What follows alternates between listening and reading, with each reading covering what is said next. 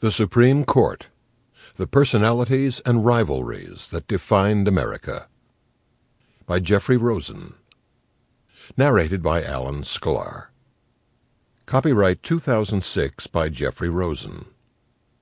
This unabridged audiobook is published by arrangement with Times Books, an imprint of Henry Holt & Company, LLC, and was produced in the year 2007 by Tantor Media, Incorporated, which holds the copyright thereto.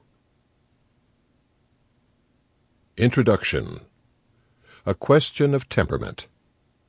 On April 8, 1952, to prevent an imminent steelworkers' strike that he thought would cut off the flow of guns to U.S. troops in the middle of the Korean War, President Harry S. Truman decided to use his authority as Commander-in-Chief to seize the nation's steel mills. His decision would provoke more criticism than any other in his presidency, but Truman had been emboldened to act, in part because of confidential advice from Chief Justice Fred Vinson, whom Truman had appointed to the Supreme Court in 1946. When Truman informed Vinson in advance of his intention to seize the steel mills, the Chief Justice assured his friend the President that the seizure would be legal under his executive powers, and that a majority of the court would support it. Vinson's advice turned out to be wrong. In June, 2 months after the President issued his executive order, the Supreme Court declared in Youngstown Sheet and Tube v. Sawyer that Truman had acted unconstitutionally. Writing for the 6-3 majority, Justice Hugo declared that the Constitution gives Congress, not the President, the power to make laws, and Congress had refused to authorize this heavy-handed approach to settling labor disputes.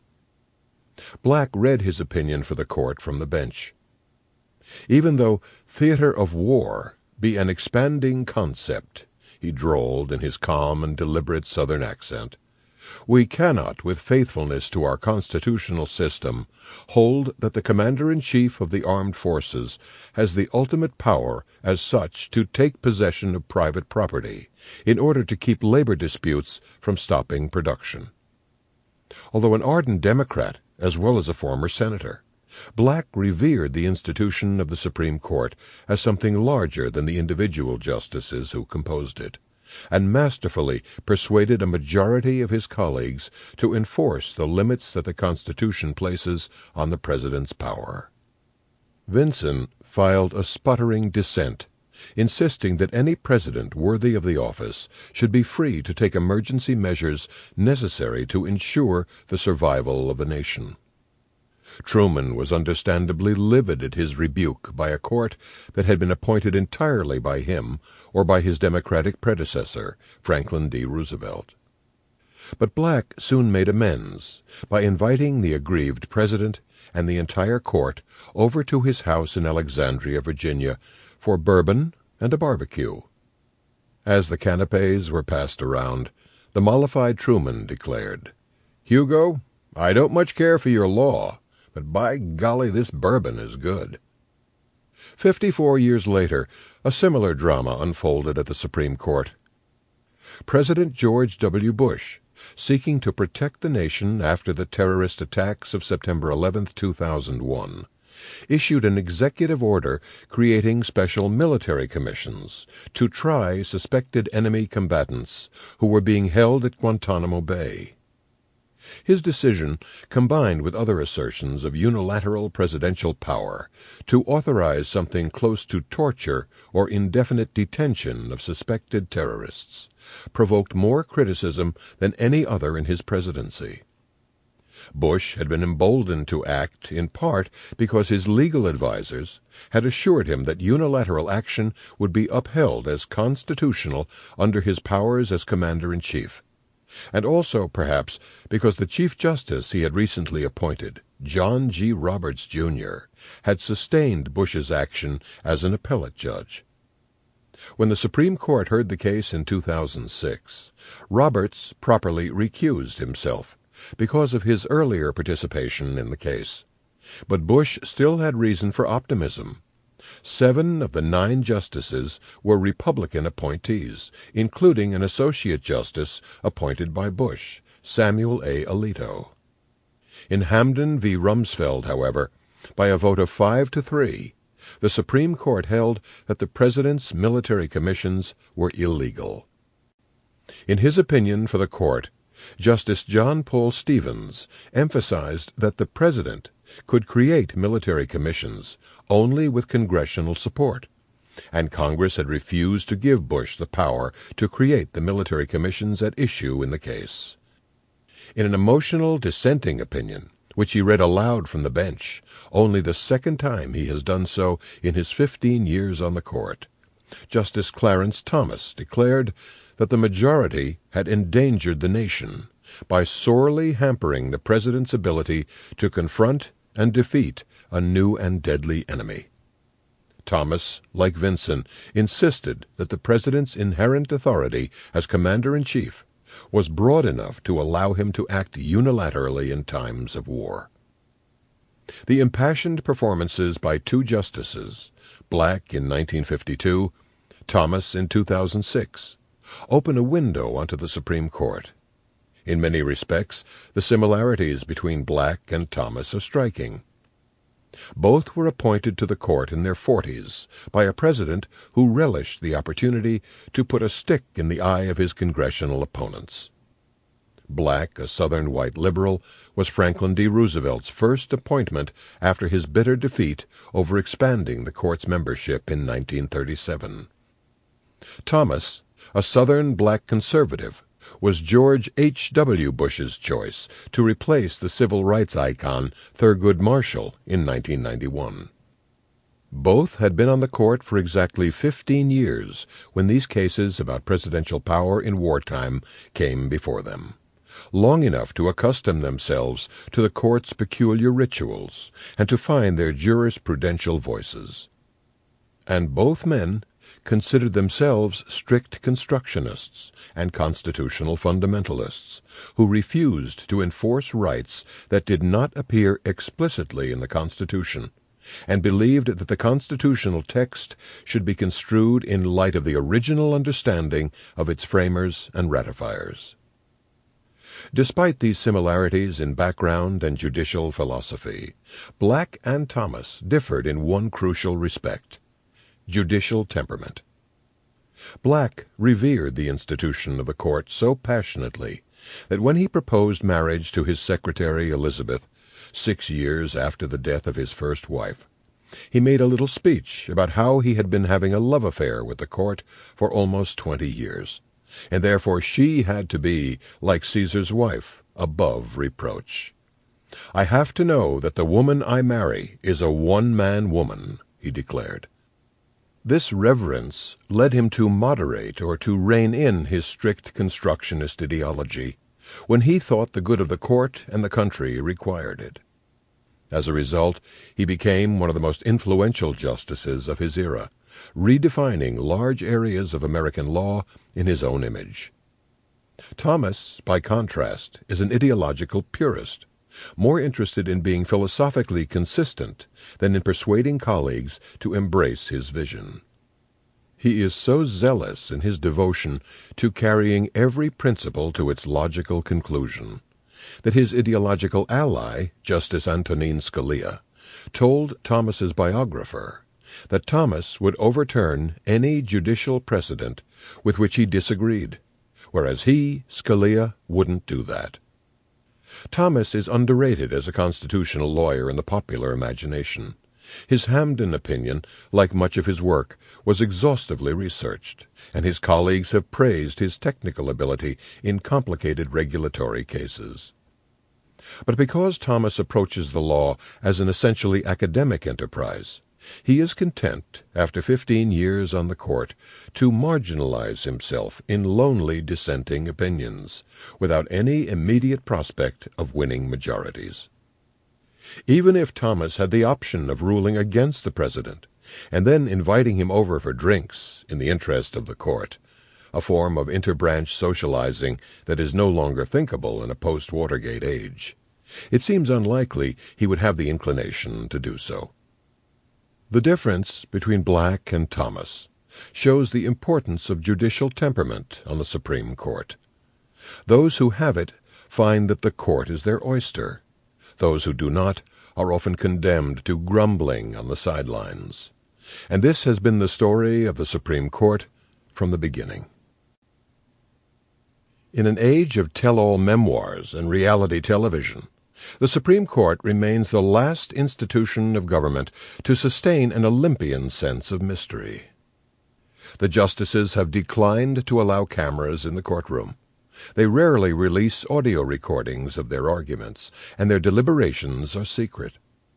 Operating according to traditions and rules that have remained remarkably consistent since the 19th century, they meet twice a week in a private conference room to which no clerks or visitors are admitted. The most junior justice answers the door if an assistant knocks with an urgent message. Speaking in order of seniority, the 9 justices announce their tentative votes on each case, and with 5 votes a majority can rewrite the law in whatever way it likes. A few months after holding public arguments, the justices emerge to issue their opinions and dissents, and then they disappear behind the red velvet curtains without offering further comment. Everything about the court's majestic rituals, from the white marble palace to the black robes, is designed to minimize the human element and to convey the impression that the court's opinions are, if not the word of God, the impersonal pronouncements of a Delphic oracle. The court's resistance to publicity may or may not increase the public's understanding of how it goes about its business, but it hasn't hurt the court's legitimacy. On the contrary, the justices understand that familiarity breeds contempt, and inaccessibility promotes authority. When the court first allowed audio recordings of oral arguments to be broadcast on the radio not long ago, some of those who tuned in had the sense of listening to a pre-war British king delivering a wireless address to the empire. Unlike the president and members of Congress, who increasingly govern by personality, leaks, and the illusion of intimacy, the justices of the Supreme Court have generally resisted the relentless public demands for personal exposure. As a result, few citizens can identify the justices by name. At the same time, the Supreme Court has maintained relatively high approval ratings in a polarized age. The ideal of the justices as impersonal oracles, of course, is something of a myth. Like any small group, the court is a deeply human institution, where quirks of personality and temperament can mean as much as ideology in shaping the law. Justice Oliver Wendell Holmes, Jr. famously described his colleagues as 9 scorpions in a bottle. They might also be compared to 9 prima donnas in a long-running soap opera, where the backstage dramas, the rivalries, courtships, flings, and breakups, can be as important as what takes place in front of the spotlights. Although most of the justices have strongly held views and preconceptions when they join the court, most are changed in important ways by their interactions with their colleagues. And some prove more successful on the bench than others, not only because of their judicial philosophies, but also because of their judicial temperaments. Elusive as it is important, judicial temperament is notoriously hard to define. One of the best definitions was offered by Chief Justice John Roberts.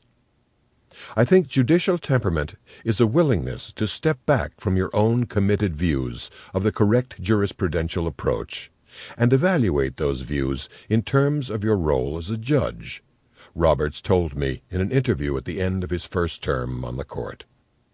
It's the difference between being a judge and being a law professor, and appreciating that it's not so much a question of analytical coherence or overview. It's more a question of where this fits in with the court's established body of law, and how it's going to be received as law. In other words, judicial temperament involves a judge's willingness to factor in the court's institutional role, to suppress his or her ideological agenda or desire for personal attention in the interest of achieving consensus and stability. The question of judicial temperament was much on Robert's mind in his first term, as he made it his priority to promote unanimity and collegiality on the court. He was surprisingly successful in this goal. Under his leadership, the court issued more consecutive unanimous opinions than at any other time in recent history. But Roberts was frustrated by the degree to which his colleagues were inclined to act more like law professors than members of a collegial court. His first term had ended in what Justice John Paul Stevens called a cacophony of discordant voices, with opposing justices addressing each other in unusually personal terms. As a result, Roberts looked to the example of his greatest predecessor, Chief Justice John Marshall, who served from 1801 to 1835, for a model of how to rein in a group of unruly prima donnas. If the court, in Marshall's era, had issued decisions in important cases the way this court has over the past 30 years, we would not have a Supreme Court today of the sort that we have, he said. That suggests that what the court's been doing over the past 30 years has been eroding, to some extent, the capital that Marshall built up. Roberts added, "I think the court is also ripe for a similar refocus on functioning as an institution, because if it doesn't, it's going to lose its credibility and legitimacy as an institution." In particular, Roberts declared, he would make it his priority, as Marshall did, to discourage his colleagues from issuing separate opinions. "I think that every justice should be worried about the court acting as a court and functioning as a court, and they should all be worried, when they're writing separately, about the effect on the court as an institution." Judicial temperament, in other words, encompasses a range of qualities: personality, character, upbringing and education, formative career experiences, work habits, and behavior when interacting with others. Temperament conforms to no political litmus test and crosses ideological lines. There are liberal and conservative loners who are more interested in attracting attention to themselves than in persuading their colleagues. And there are liberal and conservative institutionalists who are more concerned about the long-term legitimacy of the court than about pursuing their own ideological agendas. A pragmatic disposition, a degree of humility and common sense, and the ability to interact well in groups, these have proved over time to be more important qualities than academic brilliance or rigid philosophical consistency in determining a justice's long-term influence. And those justices who have put the court's interest before their own have contributed most to the court's remarkable evolution from one of the most embattled and weakest institutions of government to one of the strongest and most self-confident. One way of exploring the influence of judicial temperament on the court is to compare the experiences of justices with very different temperaments. Consider Fred Vinson and Earl Warren, the two Chief Justices who presided over the court's deliberations in Brown v. Board of Education. When the justices first met in 1952 to consider the case, there were at most only 4 confident votes to strike down segregation in the public schools. The leader of those who were inclined to maintain the status quo was Chief Justice Vinson, a former senator with a hound-dog face and deep circles under his eyes, who had impressed President Truman as a canny poker player and competent Secretary of the Treasury. Truman hoped that Vinson would resolve the battles of personality that were then raging on the court. But he failed in this effort largely because his colleagues perceived him as a heavy-handed politician who was an unsubtle advocate rather than a skilled mediator. The intellectually arrogant Justice Felix Frankfurter openly belittled him as a mediocrity, prompting Vinson at one conference to threaten to punch Frankfurter in the nose. Under Vinson's desultory and ineffective leadership, the court was unable to reach a consensus in Brown, and the justices ordered new arguments to be held in the fall of 1953. But Vinson died unexpectedly from a heart attack in September before the term began. On the train home from the Chief Justice's funeral, Frankfurter remarked, "This is the first indication I have ever had that there is a God." Vinson was succeeded by Governor Earl Warren of California, who also had a background in politics. He had been the Republican nominee for vice president in 1948, but had a far more appealing personality and was far more adept at persuading skeptics and winning votes.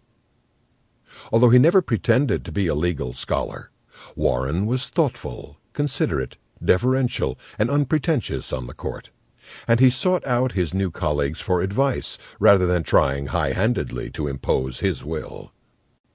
Within weeks he began to soothe the roiling tempers that had divided the justices during the Vinson years. And after the court heard new arguments in Brown, Warren made clear at the justices' private conference that he believed segregation was immoral and rested on the basic premise that the Negro race is inferior. This put him at the head of a new 5-justice majority for repudiating segregation.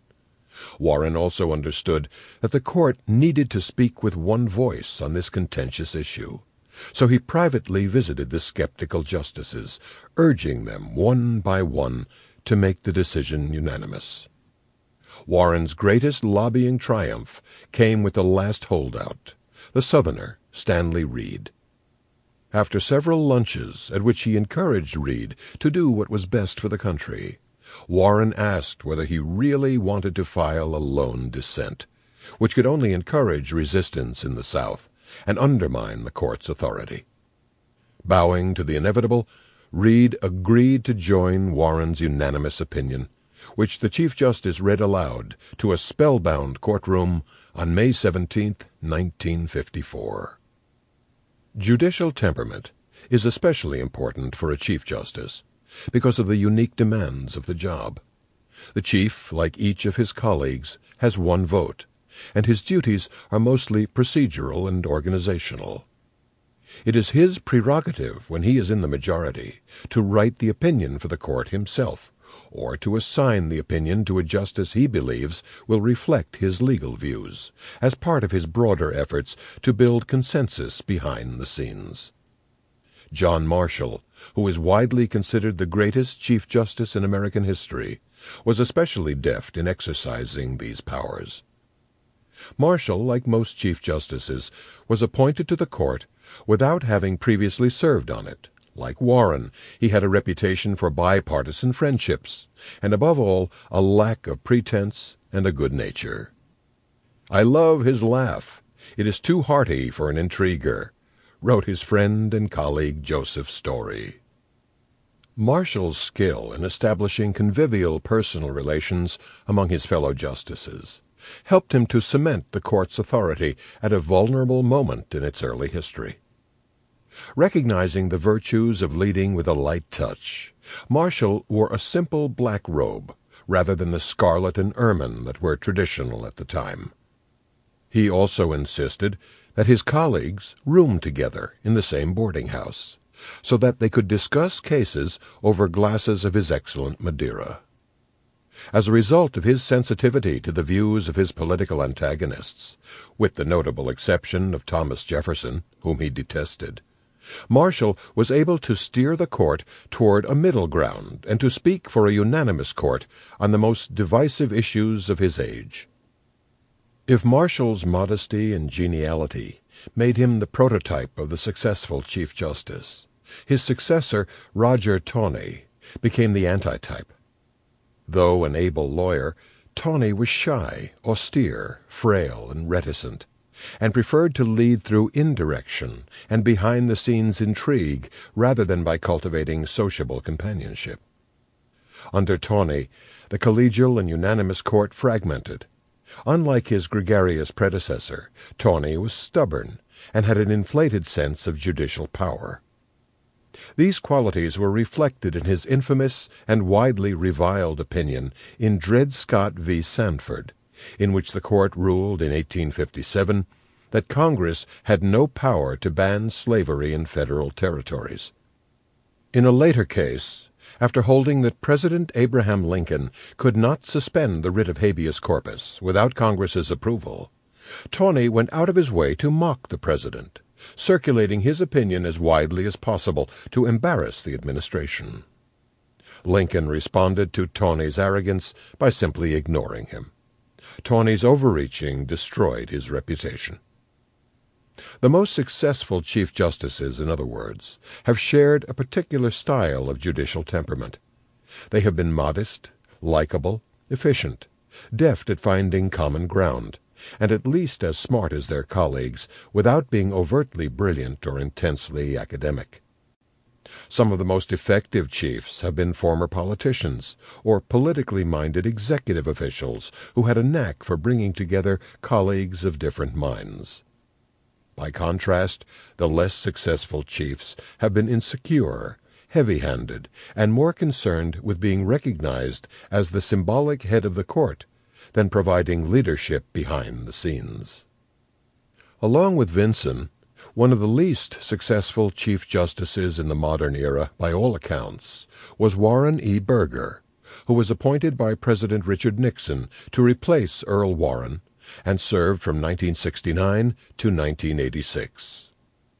Burger fancied himself a statesman, but was not smart enough to win the respect of his colleagues. His insecurity, vanity, and pomposity were openly ridiculed by liberal and conservative justices alike.